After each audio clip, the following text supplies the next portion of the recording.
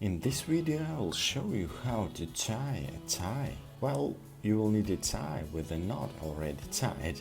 Just put it on and enjoy your life. Okay, just kidding. I'll teach you how to tie a tie with a double Windsor knots. The most important thing is to decide on a length. By trial and error, you can do it to your eye. First, bring the end of the tie here. It turned out here is such a knot. Hook the end of the tie to the second. The result is a double Windsor knot. Then we flip over to the other side.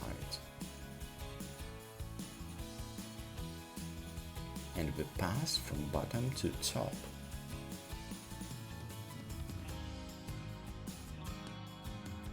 This is the easiest way to tie a tie knot. To make the tie longer, you need to make the loop a little smaller. Bring the tip of the tie down from above, thread it to the right. Then bring the finished tie under the bottom. Pass it on the left as well.